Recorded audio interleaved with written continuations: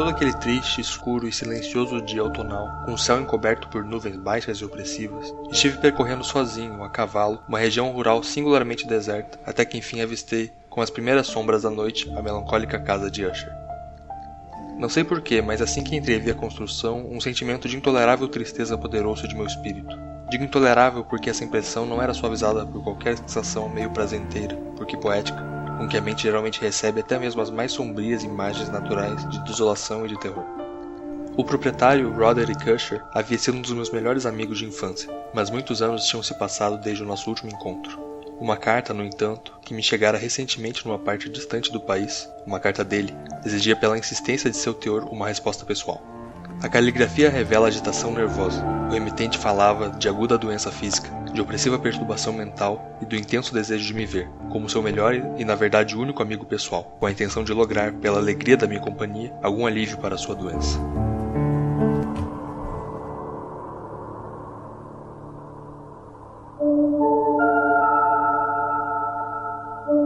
Olá pessoas catalépticas e cadavéricas, eu sou o Daniel, profundissimamente hipocondríaco, e sejam bem-vindos ao 12º episódio de Estranha Ficção, um podcast que lê, lento e triste, vagos, curiosos tomos de ciências ancestrais. Aqui comigo quem está? Eu sou o Gabriel, o porfirogênito, e eu me lembro de um lugar. Era uma casa muito engraçada, não tinha alegria, não tinha nada. Eu sou a Lady Madeline Gitter e um dos meus maiores medos é acabar como a irmã de Usher e ser enterrada viva. Aqui quem fala é Pedro, o opioide, e se a descrição de um amigo seu for exatamente um vampiro, é melhor não ficar na casa dele. Mas isso nunca acontece. A menos que seja o Lestat. É verdade. E nesse episódio, agora dando uma pausa na sequência de Lovecraft, nós vamos voltar um pouco no tempo e ler um conto da sua maior inspiração, Edgar Allan Poe. O conto A Queda da Casa de Usher. Tan, tan, tan. Agora tem que tocar uma música do Usher. Não. Oh, man. Oh, man. Ou The Fall of the House of Usher, no original em inglês. Bom, uma breve introdução a esse conto. Ele foi publicado em 1839 na Burton's Gentleman's Magazine, né, ou seja, a revista dos Cavalheiros de Burton, e também nos Contos Grotescos e Arabescos em 1840. Ele foi escrito também em 1839. O Edgar Allan Poe, né, como todo mundo sabe, é um escritor muito famoso da literatura estadunidense, e ele traz, assim, meio que o início do que viria a ser, né, essa longa jornada de escritas de horror e ficção estranha que nós abordamos já em episódios anteriores e voltaremos a analisar em episódios futuros. Mas acho que é bom retomar um pouco o antigo para entender um pouco como que é essa influência e também analisar esse conto que eu achei realmente muito bom. Eu ouvi dizer que classificam a literatura do Poe como ficção gótica. Exatamente. Ficção gótica, que é meio que uma parte assim do romantismo dos Estados Unidos e que também é um gênero literário muito mais analisado pelos estudantes de literatura, enquanto a weird fiction é bem mais negligenciada, até um pouco compreensível, mas enfim. com toda razão, assim, sinceramente. Não, eu acho que existem ramos assim que tem uma escrita assim, talvez mais pobre e um pouco mais tosca, mas ainda assim merece sua atenção. Sim, acho que é um preconceito academicista. Uhum. Porque, né, o weird fiction ele faz parte de um movimento mais popular do que a ficção gótica, que é romantismo, né? E todo mundo conhece romantismo. Exato. Tipo, autodetalhamento de cenário, essas coisas. Uhum. Apesar de que o Poe, ele não foi, assim, tipo, uma pessoa super bem sucedida, assim, ele foi um dos primeiros caras que tinha toda a sua renda baseada em suas escritas, mas gerou também certas dificuldades financeiras, né? Algo que a gente vê que é um padrão, né, para escritores de horror. Sim, mas me parece que ele é um cara também muito mais com múltiplas habilidades, porque ele escreve poesia também, né? Eu não sei se o Lovecraft chegou a escrever alguma poesia, tipo uma obra literária de poesia mesmo. Não, o Lovecraft ele escrevia bastante poesia, mas porque ele não era um poeta muito bom, né? Sim. Eu fiquei surpreso, inclusive, porque eu achava, na minha concepção, eu só conhecia, tipo, o Corvo. E eu achava que tudo do Poe era poema, assim. O Porvo...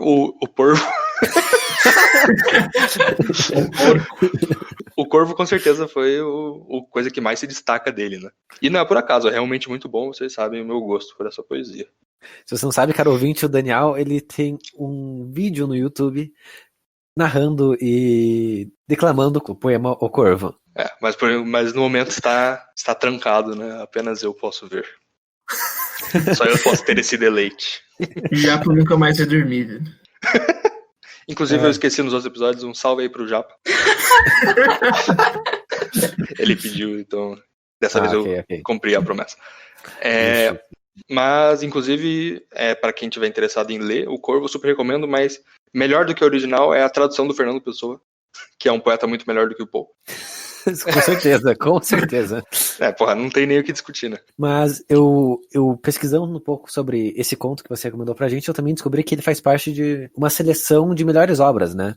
Exato, até porque ele faz parte dessa faceta do Edgar Allan Poe de escrita mais aterrorizante, né? Porque o Poe, ele escreveu bastante. Quer dizer, ele não escreveu tanto assim porque a vida literária dele até que foi curta, né? Aqui, ó, ele publica pela primeira vez em 1827 e ele morre em 1849, com só 40 anos, né? Ele foi um cara que morreu cedo. Como todos os romantistas, né? Se você pensar nos romantistas de segunda geração do Brasil, é a mesma coisa. Só que... Não fumem ópio, crianças. Crianças! Esse pessoal é assim. A partir de 18 anos o ópio tá liberado. Principalmente se você quiser descrever. Principalmente se você quiser viver somente até os 40 anos. Recomendo, inclusive.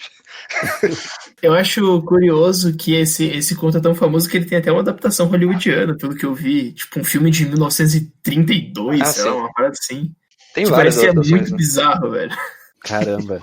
E sempre vai ficar bizarro, porque esse tipo de conto é um pouco difícil de adaptar, né? Sim. Mas tem também essa questão de que, embora o conto seja, tipo, consagrado, ele também foi criticado porque ele segue uma fórmula Edgar Allan Poeana, né? Tipo, alguns críticos falam que toda essa questão que a gente vai falar mais pra frente, de uma casa, de assombrações, doenças sem nome, linhas genealógicas de uma família em ruínas, são coisas que já foram tratadas em outros contos por ele e que isso tiraria um pouco do mérito por falta de originalidade a queda da casa Usher. Eu acho que todos os autores eles têm meio que os seus próprios vícios, né? Não, sem dúvida, né? E por sinal, eu ia dizendo, o Poe, ele, como eu disse, né, esse conto ele é famoso por ser dessa leva de contos mais aterrorizantes do Edgar Allan Poe, mas ele também escreveu outros tipos de contos, principalmente de gênero policial, né?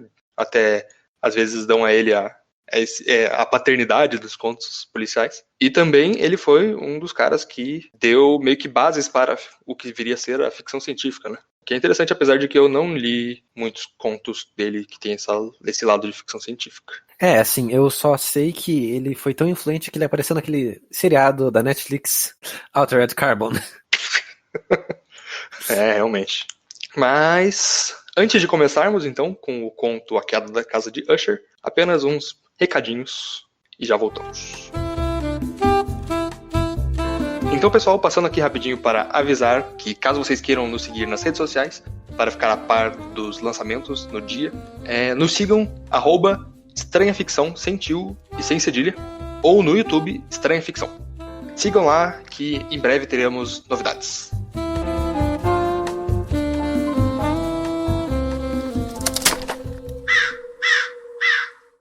Então, vamos começar com a queda da casa de Usher, né? Que, como o nome diz, fala sobre a queda de uma casa chamada Usher.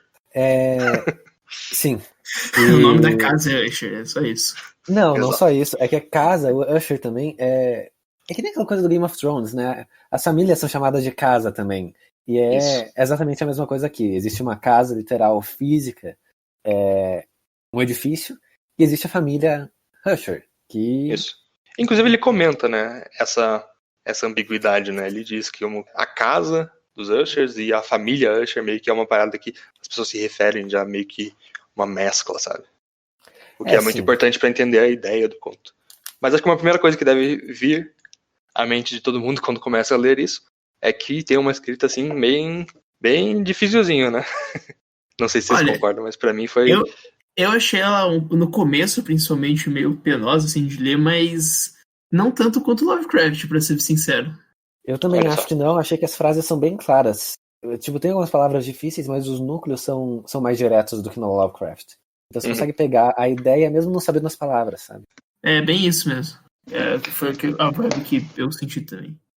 Da primeira vez que eu fui ler o conto, eu até dei uma dormidinha, assim, mas depois eu peguei um café e quando eu passei dos primeiros parágrafos, começou a engatar melhor a história.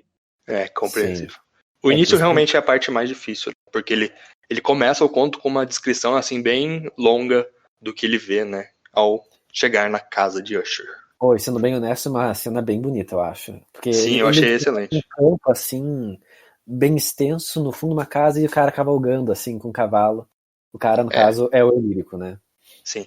E por mais que seja assim um pouco cansativo, eu achei muito boa a descrição, sabe? Como ele foca assim nesse lado assim decrépito e que às vezes ele nem sabe explicar direito, sabe? Que é algo que vai pro fundo assim da alma dele quando ele vê, sabe? Uma sensação de meio que terror, por mais que ele não saiba entender de onde vem. Exatamente. E o terror, ele chega, tipo, não é... Parece diferente porque do que a gente tá acostumado com o terror hoje em dia, principalmente por conta do cinema, em que tem uma normalidade pré-estabelecida. Nesse conto, ele chega, sim, é uma cena bonita dele cavalgando num campo indo na direção da casa, mas no momento que ele avista mais de perto a casa, ele já tá aterrorizado. E é uma tensão constante desde aí. Uhum. E porque ele está lá, né? Ele recebeu uma carta do seu amigo de infância, o Usher. Qual é o nome dele mesmo? Roderick Usher. Roderick Usher. É um nome bem aristocrático, digamos assim. E esse amigo de infância dele, que sempre foi um cara assim muito recluso e tal, ele manda essa carta chamando ele e de pronto responde esse chamado porque é algo assim muito estranho, né? Mesmo a carta já é escrita de um jeito assim que mostra que a situação não está boa, né? Sim, ele informa sobre uma doença que acometeu ele e pede algum conforto do amigo. Sim. O que já é uma das coisas que eu adoro usar, que é a tal doença misteriosa, né? E sem não nome, não sabe o que é, mas é uma doença terrível e que é um ótimo plot device. Com certeza, com certeza. E é engraçado porque muitas vezes são doenças psicológicas, principalmente, né? Não parece que tem... Claro, são doenças psicológicas que afetam o físico, mas parece que tem uma proeminência, tipo, da condição mental sobre o corpo. Claro, porque ele vai tratar um pouco sobre metafísica, sobre coisas que estão para além do explicável.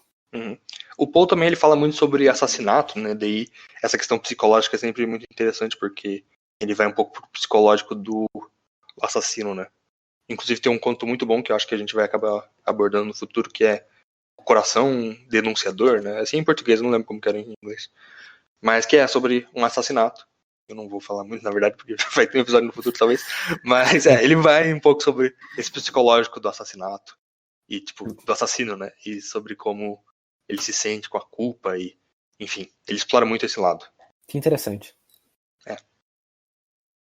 Entrando na casa... Me lembrou um pouco, pra quem já viu A Maldição da Residência Hill, me deu essa impressão de que a casa é que tem influência na doença e nas ações das pessoas. Essa é uma interpretação muito boa, que eu concordo muito. E eu, inclusive, acho que uma das personagens que aparece na história não é uma personagem física de verdade. Mas eu vou falar isso mais pra frente. Exato, a gente vai explorar conforme o conto, né?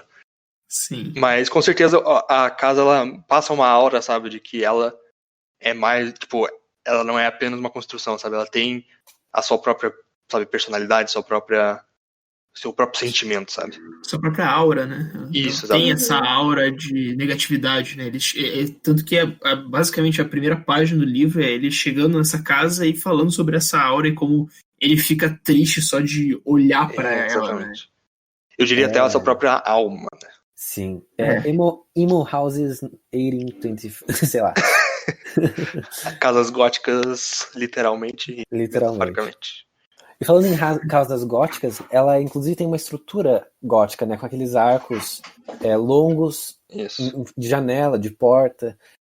Inclusive as paredes, pelo que eu entendi, são tipo pedras muito antigas empilhadas, e entre a divisão entre as pedras tem tipo fungos crescendo, porque é uma casa maltratada. Ou pelo menos uma casa que não foi cuidada direito. Exato. E ela também tem... uma vista, assim, que parece... Tipo, parece ser muito boa, assim, sabe? Infelizmente eu não achei, assim, nenhum desenho, assim, muito bom na internet, mas é algo que eu queria ver. Porque tem, tipo, ela também tem um lago assim, junto dela, né? Sim, Enfim, sim. é uma coisa que passa aquela ideia, assim, meio medieval, meio aristocrática, sabe?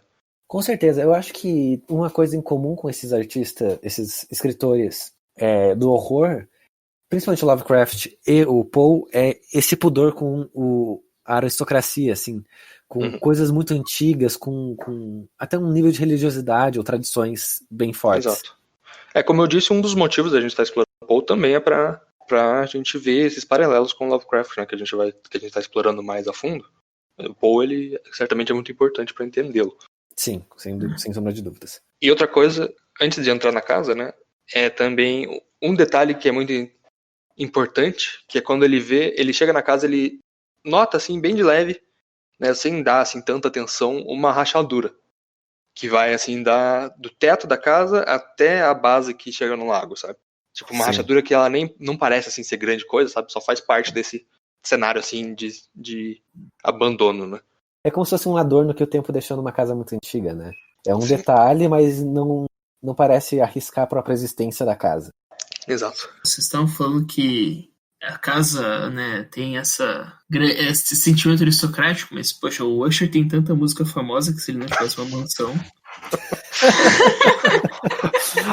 Ele tem uma música famosa. Na verdade, ele tem uma música que tem uma paródia muito famosa.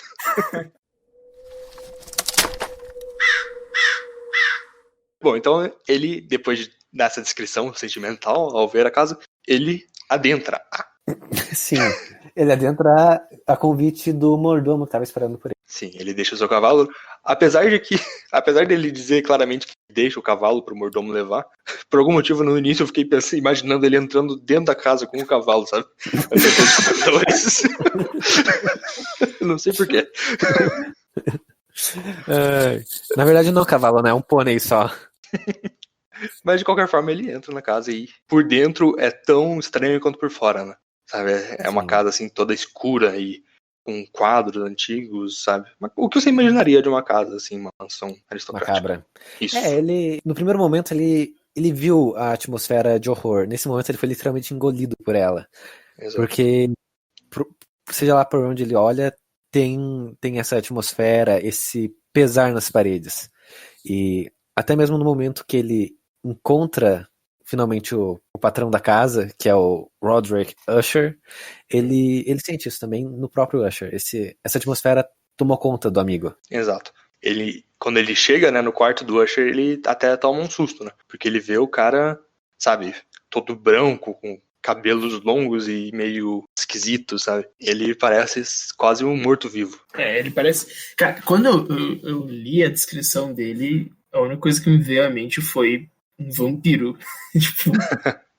Mano, tipo, cabelo liso e sedoso, o olhar com esse aspecto meio obscuro. Tipo, e tanto que eu achei que ia se desenvolver pra ser um conto de vampiro. Eu fiquei tipo, olha só que interessante.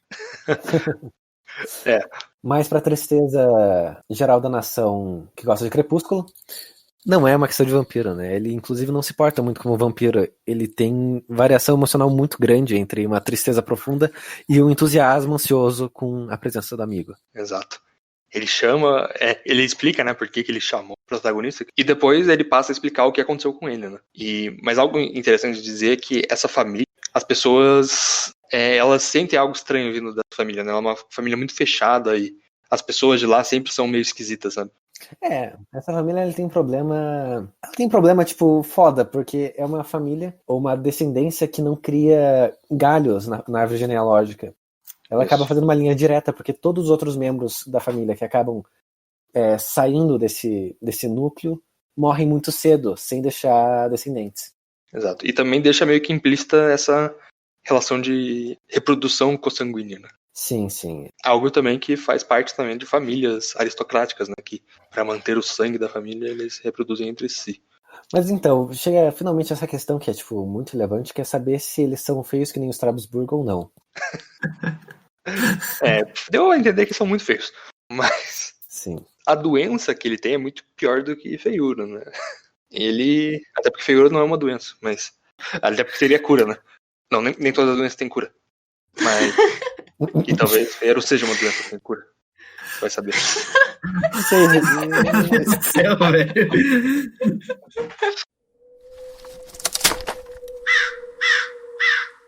Mas o que é essa doença que acomete Usher? Ninguém sabe, não é mesmo? Não, é uma doença desconhecida, mas ela tem suas características. Ah, sim, ele treme. Não só isso, ele tem um Ele problema. tem aspecto de doente.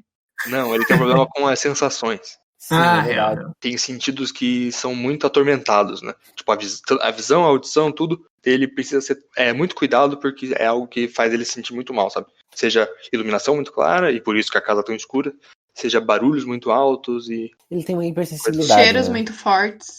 Isso, exato. Ele Hipersensualidade. odeia flores. Hipersensualidade. Personalidade. Ele realmente seria um vampiro. Ele só pode escutar, sabe? Ele só gosta de escutar sons de música, assim, mais calma. Coisas assim. Eu queria fazer um apontamento, porque na edição que a gente leu, ao invés de tipo, traduzir guitarra pra violão, traduziu pra guitarra. Eu imaginei ele tocando tipo um metalzão assim. Eu também. Foi muito bom esse pensamento. Ele tocava Stairway to Heaven na loja. Ainda mais no século XIX. Pois é. Imagina o cara assim fraquinho, conectando a guitarra no amplificador.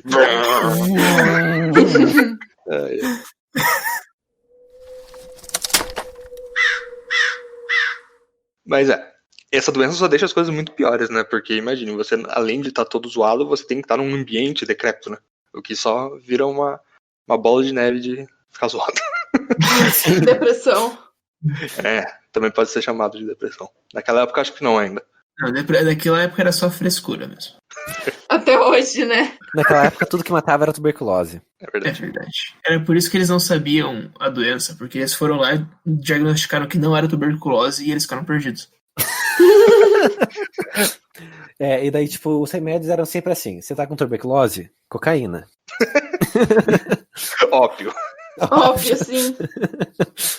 Por sinal, a descrição do Usher, ela é um pouco o que seria uma pessoa viciada em ópio, né? Sim, sem dúvida. Não só o próprio Poe escreve isso no conto, que ele parece alguém viciado em ópio, quanto a página da Wikipedia aponta pra esse fato. Exato. Nossa fiel escudeira. A grande sabedoria.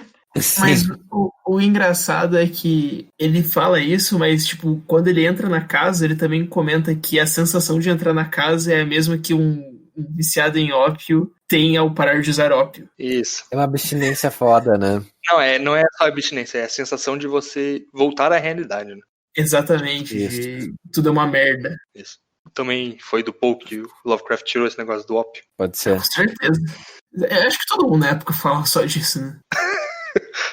Eles só pensam nisso. Cara, o pessoal falava de tuberculose e ópio, era só isso. E a gente acabou aqui, a gente não precisa nem falar mais o conto. A gente já foi. Não, mas vamos lá.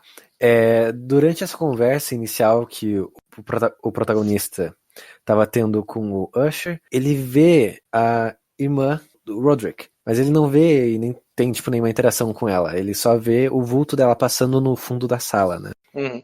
E fica esse mistério, quem que é essa pessoa, como é que ela é, por que ela apareceu tão pouco. E a gente vai descobrir depois que ela também tá doente. Exato. É uma coisa familiar, né? Como você falou, pessoas morrem muito fácil nessa família. O que claramente tem a ver com o fato deles reproduzirem entre si, né? Ou a casa. Então, pode ser também. Olha aí. Você não limpa a casa, fica um ambiente insalubre mesmo. Tem muitos motivos e o motivo da morte é uma coisa que a gente vai comentar no final, porque senão fica muito confuso esse negócio. Exato. Ok, vamos lá. Mas ele fala também como, tipo, esse medo da morte também é uma coisa muito presente, né? Tanto para os familiares quanto para si mesmo. Né? E por isso esse lado psicológico da doença dele é muito importante, né? Porque pode ser uma mera hipocondria que se apoderou do corpo dele. Né? Ele claramente é uma pessoa ansiosa, porque ele fala rápido, ele é agitado, ele tem que ficar fazendo coisas constantemente. E ele tem medo de morrer. Então ele é hipocondríaco também nesse aspecto, né? Uhum. Ele também fala que tem medo de enterrar a irmã dele viva, né? Quem faria uma coisa dessa? Quem pensaria numa coisa dessas? Ele fala, inclusive ele fala da catalepsia, né? Que é essa doença, tipo, da pessoa que é meio que, tipo, dá todos os sinais de estar morta, mas na verdade ela está viva, né? Que inclusive é algo que o Poe fala bastante em outros contos, né? Você falou que tem coisas repetitivas, ele fala inclusive de catalepsia. Um conto, inclusive, dele é totalmente sobre enterrar pessoas vivas. Caramba, que incrível. Ele tinha essa neura, né? O que não é pra menos, né? Eu acho que ele tava projetando também, né? Inclusive, uma das causas da morte que se suspeita para o Edgar Allan Poe foi o suicídio. O que faria todo sentido, porque se você se mata, você não vai ser enterrado vivo, né? É verdade. A não ser que você não se mate muito bem. Hot takes aqui no podcast. Mas não façam isso. Ok. Se contentem com o ópio. Ópio geladinho. Mas só se for maior de idade.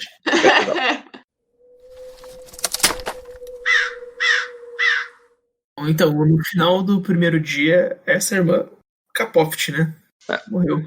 É quase uma profecia, né? Sim, foi uma coisa tipo, nossa, eu espero que minha irmã não morra. Guess what happens now? Porque ele foi falar isso, né? Eu acho engraçado, antes de comentar sobre a morte da irmã dele, falar um pouco também sobre como eles passaram o dia. Porque eles passaram o dia, tipo, no maior nível de high culture possível. Eles leram obras literárias muito complexas e eles ouviram, tipo, música clássica. É total aristocracia. Pois é, os lazeres desses caras é tipo, eles, sabe, pintam quadros. Sim, mas é que o que eles iam fazer na... Pois é. Eles eram amigos de infância que não se viam há anos. Eles podiam bater um papo ali, tá ligado? Botar os assuntos em dia. Mas é que o papo é só, tipo, morrer. Daí, porra, vamos ler aqui um negócio. Sim, eu acho que eles não tinham muito papo pra falar, não. Pelo menos uma das partes. Em vez de falar sobre pessoas mortas, vamos ler sobre pessoas mortas. Só faltou um joguinho de xadrez ali pra fazer tudo o mais clichê possível. Ou uma caçada. Mas acho que o cara não ia estar muito bem pra caçar. Inclusive, ele nem sai de casa, né? Essa é a real. Ele... Talvez em decorrência dessa hipocondria, ele se vê... Bom, depende da interpretação minha outra. Ele se vê preso a casa também. E ele não quer sair. Mas daí uma questão importante é que quando a irmã dele morre, né? Em vez de enterrá-la direto, deixar num cantinho, né? É engraçado, inclusive, eu não sei se vocês lembram, e talvez a minha memória esteja falhando aqui, mas o protagonista não viu o corpo dela logo que ela morreu, ele se negou, né? Ele não viu, não. Ele falou que ele provavelmente só veria ela depois de morta. Uhum. Tipo, não viu ela morrendo na cama, assim. Sim. E daí o plano do Usher seria de, tipo, colocar ela numa sala lá no fundo da mansão dele durante uns 15 dias. Conforme, pelo que eu entendi, ele tinha lido num ritual. Pois é, ele lia umas coisas muito esquisitas, né? Sim. Eu fiquei em dúvida nessa parte porque eles falam também de que, tipo, tinha esse ritual bizarro, mas ele também fala um negócio de, tipo, uns médicos falaram pra deixar lá por causa da doença. Exato, é esse negócio da catalepsia, né? Mas esse é um procedimento que as pessoas seguem até hoje, por exemplo. Mas aí é meio que tem mais a ver com o espírito do que com a pessoa estar viva. Por exemplo, quando vai cremar um corpo, eles deixam 7 dias antes de cremar, para daí... Eles perguntam se pode antes. Perguntam pro morto. Outra coisa que eles fazem hoje é amarrar um barbante no dedo do morto e ligar com um sino em cima do túmulo. Que daí, se ele estiver vivo, ele faz... Mas, e também, né, a gente pode trazer pela questão dos 15 dias, por exemplo, a gente tem que ficar em quarentena por 14 dias, obrigatoriamente, se tiver com algum sintoma, não pode sair de casa e tal. Então, talvez tenha algo a ver com isso, pra, sei lá, garantir que não tenha nenhum vírus pra compartilhar. Pode ser, o povo preveu o Covid. Uhum. Algo interessante também é que a irmã pôde participar da missa dos 7 dias.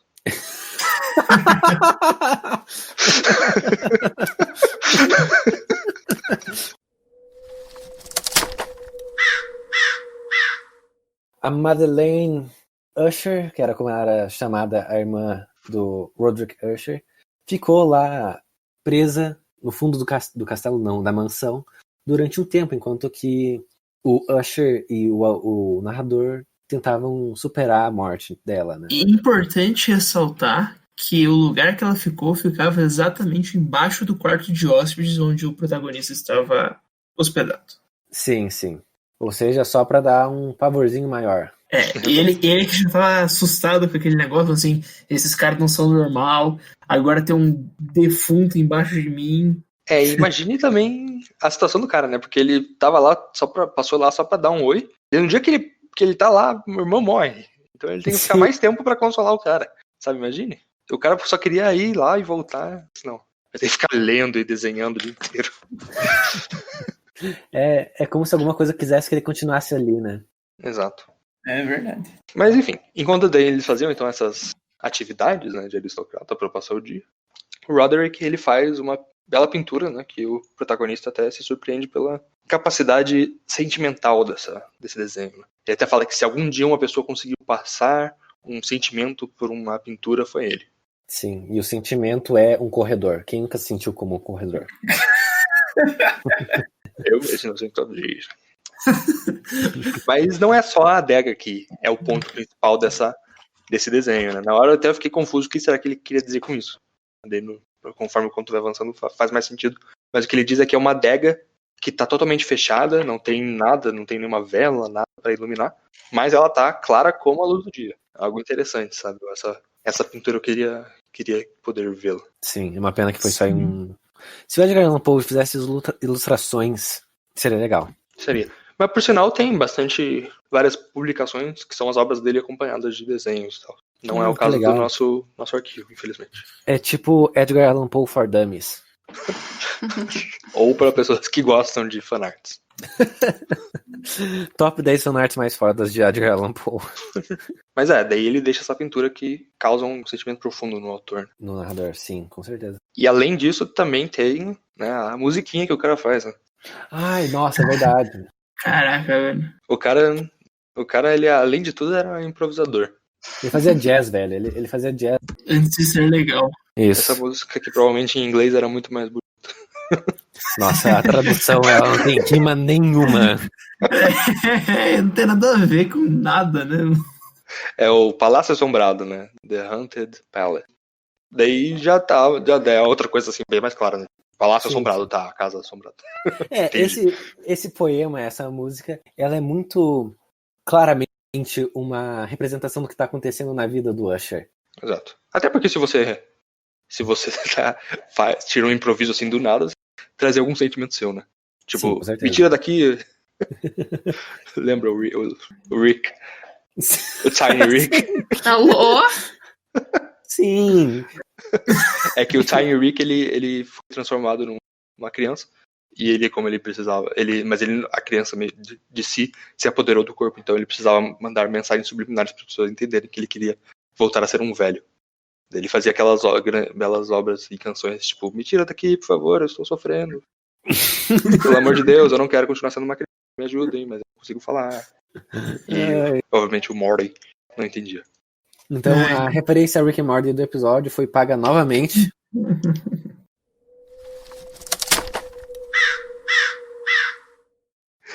Mas depois de toda essa demonstração de como nobres são ociosos... E é uma boa demonstração, né? Porque tem, tipo, 7 páginas de nobres sendo ociosos. Mas não é. Eu, pelo menos, eu gosto de como o sentimento do Usher é explorado. Quer dizer, não só do Usher, né? Do narrador, principalmente, é explorado nesses momentos da obra. Sim, eu não achei ruim. Eu não achei ruim de ler, mas é que, tipo, caraca, é metade do conto só deles falando, tipo, pinturas e livros. E tem um parágrafo inteiro que é só eles citando, tipo, a gente leu tais livros. Eram, tipo, 6, 7 livros ali, foda-se, tá ligado? Sim. Foi o parágrafo mais fácil de ler, inclusive. Sim. Sim, Maquiavel, legal.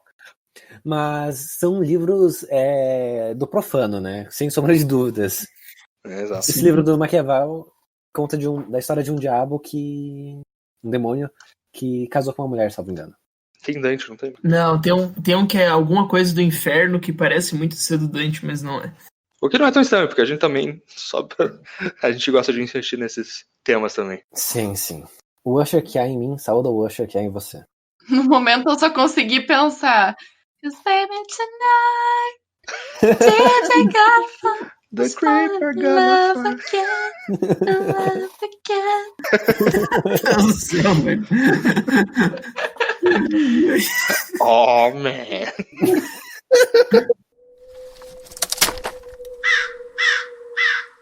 E o que acontece? Tem uma tempestade. Isso. Na verdade, o protagonista, ele tá tendo uma noite, assim, que ele... perturbada, né? Ele não consegue dormir de jeito nenhum. Ele se sente muito estranho, sabe? Não é só, tipo, a tempestade que, por sinal, ele nem tinha percebido. Ele tá, tipo, só se sentindo muito estranho e ansioso. Daí até que ele se veste de volta, né? Ele desiste de dormir.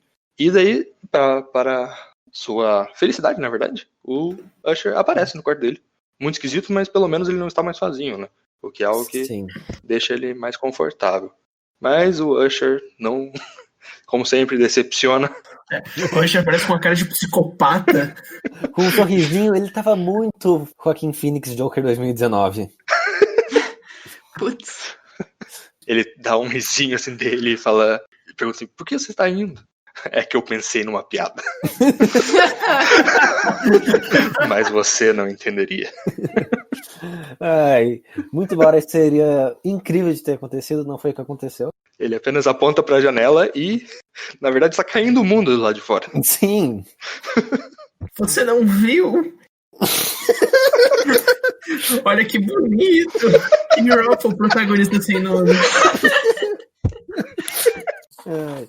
Então, enquanto o mundo cai lá fora, os dois personagens ele tem que encontrar algum conforto nesse meio tempo para passar a noite. E a ideia Exato. deles é ler um livro. Não é nem isso, né? É tipo, o Usher abriu a janela, tá apontando pro céu, pisando na beirada, daí o cara fala assim, senta aqui, vamos ler um livro que você gosta, na moral. Pois é, cara, você tá quase morrendo. Não é uma boa você ficar na frente da janela com uma tempestade. Isso dá tuberculose. Ele até fala assim, tipo, aqui está o seu livro favorito. Tipo, sei lá, receitas. Que ele fala, tipo, aqui está seu livro aqui está seu livro favorito. Daí ele, tipo, falando pra gente que tá lendo, né? Tipo, eu não sei se era o livro favorito dele, mas era o que tinha. Isso é muito engraçado, genuinamente engraçado. Sim. Eu imaginei que é tipo o Jim olhando pra câmera no The Office, assim, sabe? Sim. Com aquela carinha, tipo... Então ele começa a ler e percebe que talvez não tenha sido a melhor das ideias, porque é um conto também que não é tipo, pra deixar você de boa. Mas o que é pior não é a história, mas sim a sensação que ela tá passando, né? Porque que no momento em que ele... É uma história do Sir Lancelot, né? Que fala sobre matar o dragão, sabe? Coisa assim, né? Sempre é a mesma coisa. E... Guerreiros, dragões, batalha.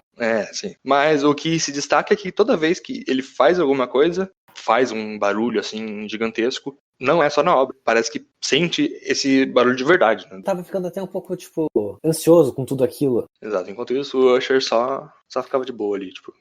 Sim, inclusive, fazendo um parênteses aqui, a estratégia do Paul pra fazer essas cenas é muito estranha.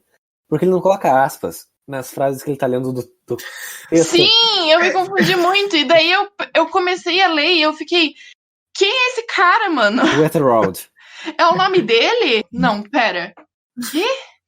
Eu achei que era na edição tinham colocado um pedaço de um parágrafo de algum outro conto, tá ligado? Isso na verdade é culpa do documento, porque na edição que eu tenho aqui do livro tipo, tem um espaçamento diferente, né? Daí é claramente uma citação. Uhum. Fica a crítica aí pra... Darkseid. Ou pra quem quer que tenha pirateado.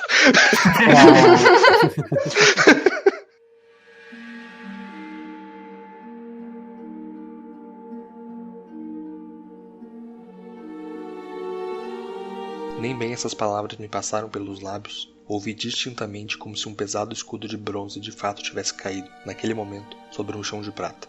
Uma reverberação nítida, surda, metálica e poderosa, apesar de aparentemente abafada. Inteiramente nervoso, fiquei de pé de um salto, mas o movimento regular de balanço de Usher não se alterou. Corri para a cadeira diante de si e todo o seu rosto apresentava rigidez de pedra. Mas assim que lhe toquei o ombro com a mão, forte estremecimento sacudiu todo o seu corpo. Um sorriso doentio brincou em seus lábios como se não tivesse consciência de minha presença.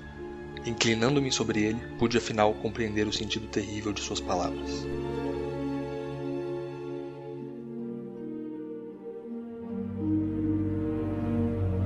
Não ouve agora? Sim, estou ouvindo e Já ouvi antes. Há muitos minutos, muitas horas, muitos dias. Venho ouvindo e, no entanto, não tive a coragem. Oh, pobre de mim, miserável, infeliz, não tive coragem de falar. Nós a enterramos viva. Eu não disse que meus sentidos eram aguçados. Agora lhe digo que ouvi os primeiros movimentos dela no caixão. Ouvi-os há muitos, muitos dias. Mas eu não tive coragem de falar.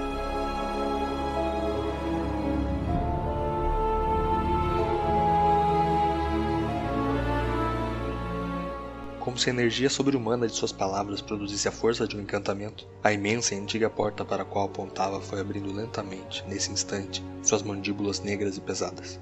Havia sido obra do vento furioso, mas além da porta estava de fato a figura alta e amortalhada de Lady Madeline Usher. Havia sangue em suas vestes brancas e sinais de violenta luta por todo seu corpo emagrecido.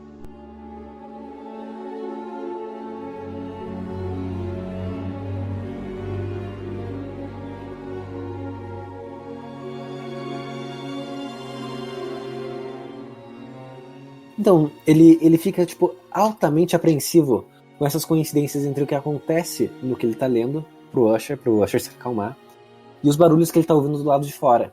E chega um momento em que ele fica tipo, altamente tenso com tudo isso. O Usher, ele tá, tipo, meio esquisitinho e tal, até que daí, tipo, o Usher começa a falar, assim, começa a ser meio que um sussurro, até que daí ele começa a ficar exaltado, e daí ele fala, eu tenho certeza que ela está do outro lado da porta. Sim, e quando ele fala isso, o vento da tempestade, ou seja lá que força extraordinária foi que fez isso, a porta se abriu lentamente, e lá estava a irmã dele. Como os sentidos dele estavam aguçados e tal, ele ouvia todos esses dias que ele estava ali. Talvez até isso tenha sido a inspiração para aquele quadro, né? Coisas assim. Uhum. Que ele ouvia e ele tinha certeza que ela não estava morta. E agora o protagonista também estava ouvindo as coisas que ele supostamente estava ouvindo esse tempo todo. E ali se encontrava a irmã dele em sua mortalha cheia de sangue. Exato. Sim. Uma cena bem da hora, né?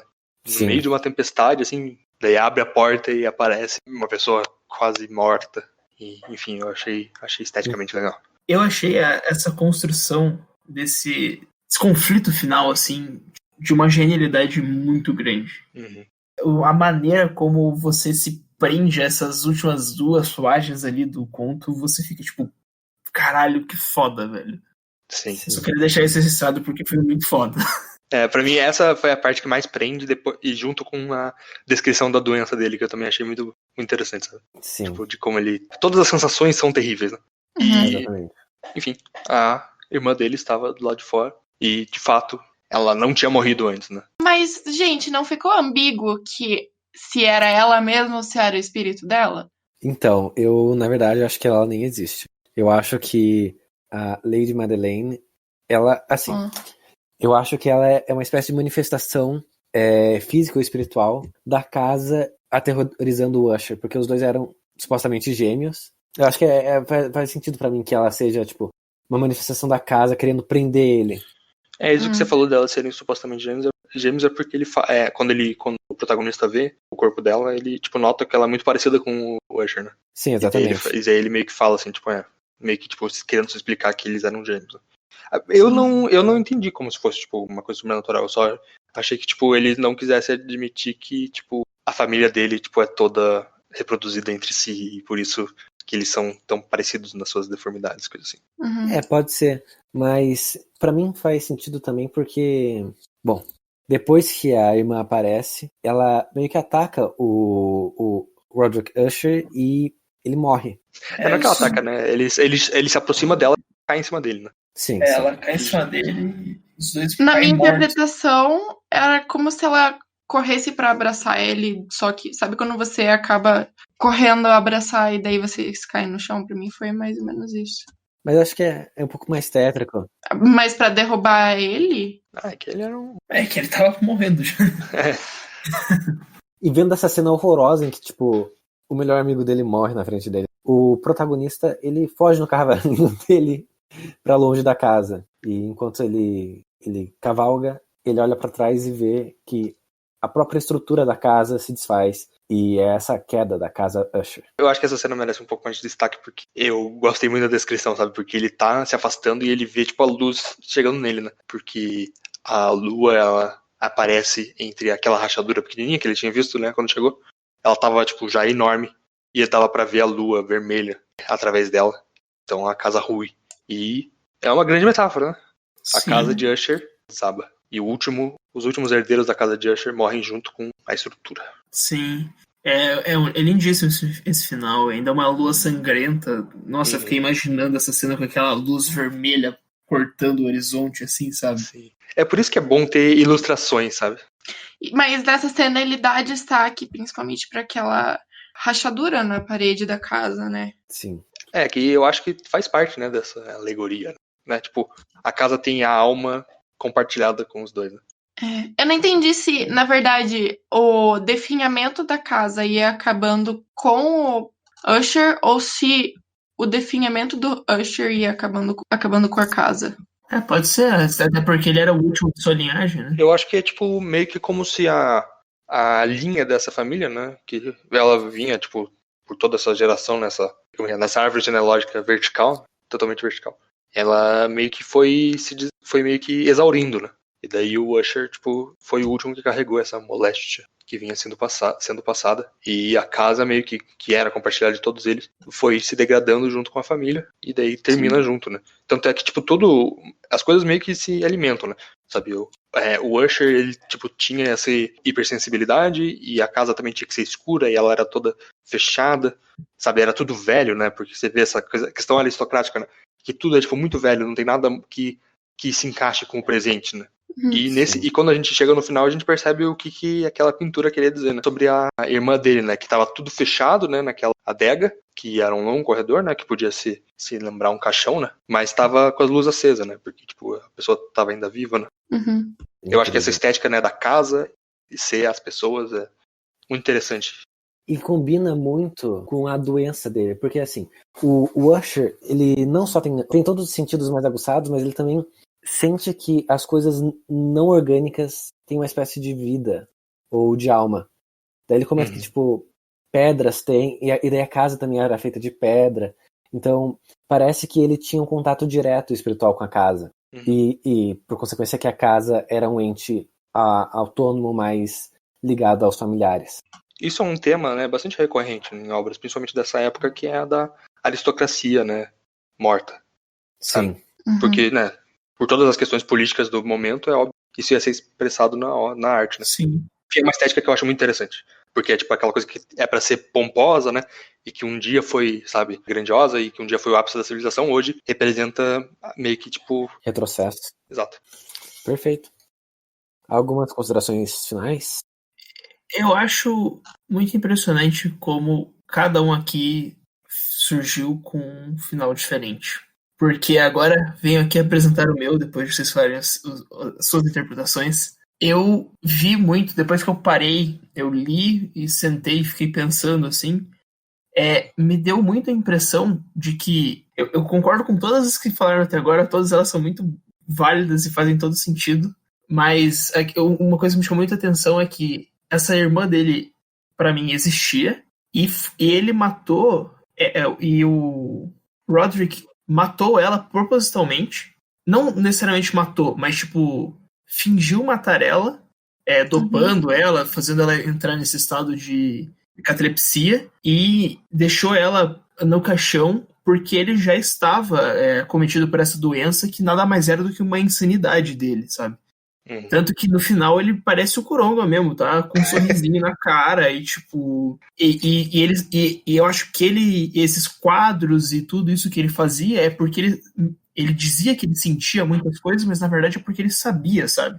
E era o interior dele mostrando que, tipo, você sabe o que você fez, olha aqui, sofra com isso, porque você fez isso. Sim, ele inclusive grita no momento que ele enterrou a irmã dele viva. Essa é novamente aquela questão do sentimento de culpa que afeta psicologicamente a pessoa até ela ficar louca, né? Sim. Sim.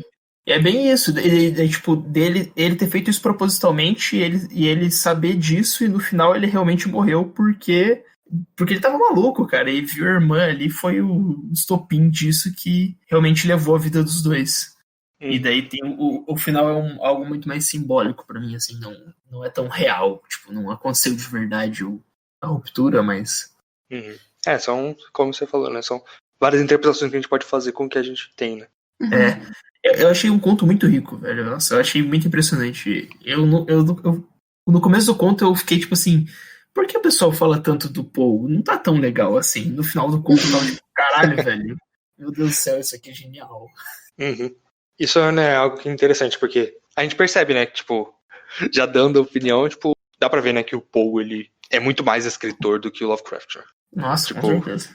Ele sabe escrever melhor e tem essa... E até, pô, isso também é um dos motivos dele ser tão mais relevante pra academia do que o Lovecraft, né? Apesar de que, né, a literatura não é só feita de escrita, não é só formato, né? E daí o Poe, ele tem essa diferença, né? O Lovecraft, ele é mais pelas ideias, né? E, tipo, o que ele traz, né? A criatividade com o universo dele, enquanto o Poe, ele também tinha uma forma, assim, muito melhor, né? Tipo, já indo por uma, tipo, falando novamente de Lovecraft, tipo, tem muita gente que acha que ele é um mau escritor, sabe? Daí eu já não sei dizer. Mas que ele não escreve tão bem quanto o Poe, isso é bem claro. E também, tipo, dá pra ver, né, esse fato dele escrever desse jeito meio mais complicado e tal, e que o Lovecraft tenta até, tipo, copiar nas obras mais juvenis dele. Sim.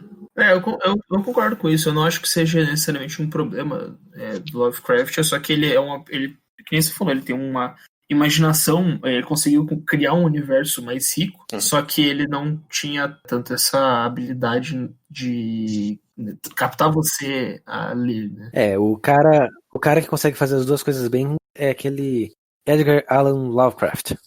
Exatamente. Exatamente. E é por isso que eu defendo até hoje que o Lovecraft é o pior escritor de Lovecraft que existe. Essa é a sua tese nos episódios Lovecraftianos, mesmo quando não é de Lovecraft. Exatamente. Então vamos para as notas. Começando por você, Gabriel. De 0 a 10, qual é a sua nota para A Queda da Casa de Usher? Escrito por Edgar Allan Poe em 1839. A Queda da Casa Usher é um conto realmente muito bom. Eu li a página da Wikipédia para me preparar para o episódio, que nem eu faço quase sempre. Eu li ali que esse é um conto que representa basicamente a totalidade do Edgar Allan Poe. Ele articula várias ideias que ele articula em outros contos, e ele faz isso muito bem. Então, eu acho que para o primeiro contato com o autor, vale muito a pena. É um conto bom, surpreendente se você não sabe a história, mesmo sendo um pouco formulaico. E é por isso que eu vou dar 8 de 10 pinturas bizarras para esse conto. Tá certo. Gabi, qual a sua nota? Eu não sou muito acostumada com leitura. Eu já fui mais acostumada a ler livros. Hoje em dia eu me distanciei um pouco. E principalmente de leitura mais arcaica, talvez. Porque eu tenho déficit de atenção. Então é muito difícil eu me... E realmente no começo, quando eu fui tentar ler, eu fiquei assim, pô, que saco. Tanto que eu até dei uma cochiladinha no meio. Mas, assim, na medida que eu fui lendo, assim, ele foi me conquistando, sabe? Porque eu gosto bastante desses gêneros de suspense e, pra ser sincera, me surpreendeu bastante. Então, eu vou dar uma nota de 8,3. Tá certo. E, finalmente, Pedro? Eu adorei o conto. Assim, eu acho que acho que talvez ele tenha um pouco meio que uma barriga, assim, que nem eu comentei que eles ficam muito tempo falando sobre coisas que não levam a nada, mesmo sendo coisas legais, mas são coisas legais que não levam a nada. Eu acho que é o único defeito desse conto. Mas isso não tira nem um pouco no mérito de toda a escrita dele. Ele é um conto muito bem pensado, não só bem escrito, é muito bem pensado, toda a construção. E cara, é um conto que gerou debate aqui entre a gente sobre diversas interpretações e coisas que conseguem ser interpretadas de maneiras tão plurais assim. Eu acho que é uma literatura muito rica. E foi meu primeiro contato com o Poe e não me decepciona nem um pouco. Então eu vou dar uma nota 9. Boa. Bom, eu também gostei bastante do conto, né? Assim como todo mundo. E assim como a Gabi, eu tenho lá meus problemas de atenção, então eu já tinha lido esse conto antes, né? E na primeira vez que eu li, eu provavelmente não tinha prestado tanta atenção quanto nessa, né? E eu já não lembrava muito bem qual que era a história desse conto, né? Mas agora que eu tava... Agora, lendo de volta, eu sinto que eu gostei até mais do que da primeira vez. Até porque eu li com mais atenção e eu pude perceber, sabe? Essas frases do Poe que sempre são um pouco difíceis, né? Que ele vai, daí ele coloca um aposto, daí às vezes até joga um outro oposto dentro do oposto. E dificulta, né? Pra você conseguir se manter, né? Mas lendo assim, com mais atenção, você percebe o quão rica é a escrita. E então, assim, eu dou um sólido 8,7 para a cada casa de Usher. Qual é a média, Pedro? 8,5. E no site Goodreads, o conto The Fall of House of Usher, de Edgar Allan Poe, tem 3,94 estrelas, o que dá... 7,88. O que, então, nós fomos um pouco mais generosos, né, do que o público. É que a gente sabe ler. Exato. Eu acho que talvez tenha porque talvez esse não seja um conto muito introdutório ao Poe, né? E a gente começou por algo estranho, né? Normalmente você começaria por ler o Corvo, o Gato Preto, coisas mais famosas, e provavelmente eles devem ser melhores do que esse conto, então Sim. Isso faz cair, né? Aquele negócio de você tem que ser sempre melhor que você mesmo. Exato. Não foi dessa vez que a gente fez a união sinistra com o público médio. Infelizmente. Mas o podcast não estaria completo sem a famosa nota de estranheza. Como vocês já devem saber, ou não, essa nota vai de 3 a 12 e nós analisamos o quão estranho é a obra. Pois bem, comecemos então por Pedro o Opioide. Qual é a sua nota de estranheza para esse conto? Então, esse é um daqueles difíceis de dar nota de estranheza, tem que confessar. Porque ele tem segmentos muito estranhos, mas o conto é majoritariamente só retratando essa aristocracia decadente. E é isso, sabe? Que é uma coisa muito real. Então... Ou deveria ser? Deveria ser, no mínimo. Então, eu acho que minha nota de estranheza é algo médio.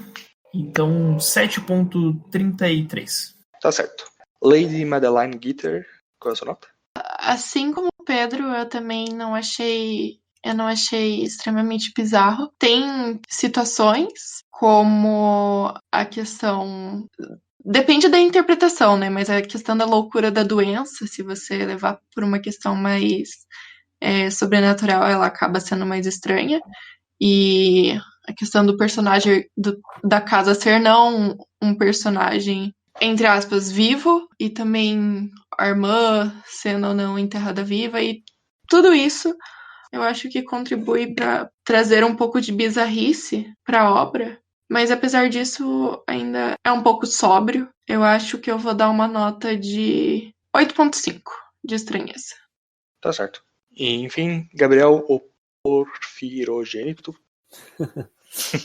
Eu concordo com tudo que o Pedro disse, com tudo que a Gabi disse. Eu acho que o Edgar Allan Poe ele é bom em descrever cenas estranhas, ou cenas aterradoras. Porque ele é um bom escritor.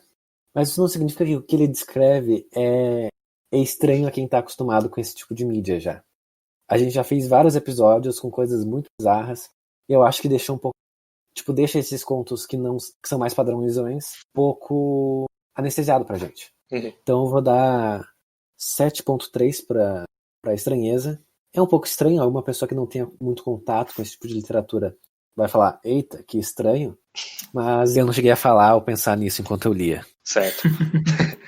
É bom sempre lembrar que a nota de estranheza não tem nada a ver com a qualidade do conto, né? É apenas uma análise de quão estranho ele é, né? Claramente. Enfim, e da ideia de estranheza vem um pouco do nome do podcast, né? Que é Estranha Ficção, que vem do Weird Fiction, né? Que foi, né, o gênero literário do Lovecraft. No caso, o Poe, né, como a gente explicou, é uma literatura gótica, né? Romantismo. Então, a vibe é bem diferente, né? Não é uma ideia de você ver povos malucos e e coisas assim. É mais uma descrição de melancolia, né, que se relaciona com o sobrenatural, porque o Poe ele explorou, né, muito bem esse lado. Então, sim, é estranho se você vier de Machado de Assis, né, mas não é um estranho se você vem de Slug Girl do... Pois bem, eu vou dar 6,5 de estranheza para essa obra do Edgar Allan Poe. Não sei nem se vindo do do Machado de Assis é tão estranho. Pois é. Vai depender, né? Mas o Poe ele vai ter coisas mais estranhas que quando nós analisarmos, vamos perceber. Enfim, Nice. qual é a média da nossa nota de estranheza? 7.4075. Isso aí. Enfim, com isso nós chegamos ao fim de mais um episódio. O 12º episódio do podcast Estranha Ficção.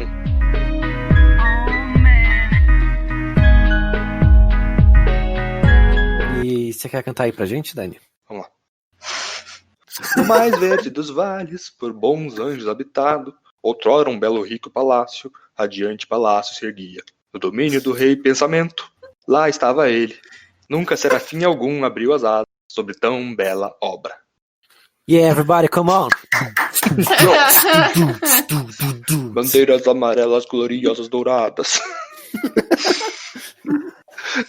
Ai, muito bom, puta que pariu. Mas enfim.